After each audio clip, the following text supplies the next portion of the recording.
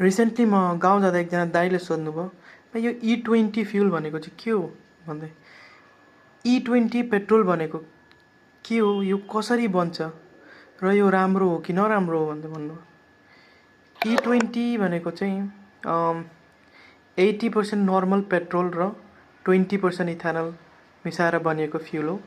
Ethanol चाहिँ like sugar cane, मकै जुन ड्यामेज फुड हुन्छ जस्तो हुन्छ, एग्रिकल्चरहरू जुन मकै सुगर केनहरू हुन्छ त्यो क्रप्सबाट फर्मेन्टेसन्स र डिस्टिलेसन प्रोसेस गरेरबाट बनाएको हुन्छ। अब E20 को फाइदा चाहिँ के हो भने जस्तो अहिले इन्डियामा क्रुड ओइल बहुत इम्पोर्ट गरिँदैछ, त्यो कम हुनसक्छ अगर E20 युज गरियो भने।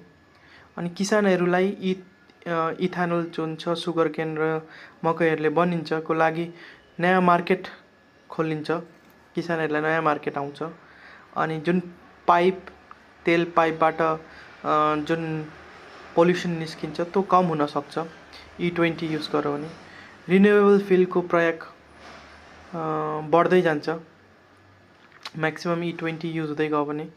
अनि अब E20 को चुनौती चाहिँ के हुन् भन्दाखेरि फाइदा त बुझ्यो। अब जस्तो पुरानो गाडीहरूमा माइलेज केही घट्न सक्छ, अस्ति नितिन गडकरीजीले पनि भन्नुभयो। अनि E20 कम्पेटेबल नभएको इन्जिनमा लङ टर्म को कन्सर्न हुनसक्छ, लाइक गाडीहरूको इन्जिनहरूलाई प्रब्लम हुनसक्छ। यो 100% कन्फर्म छैन।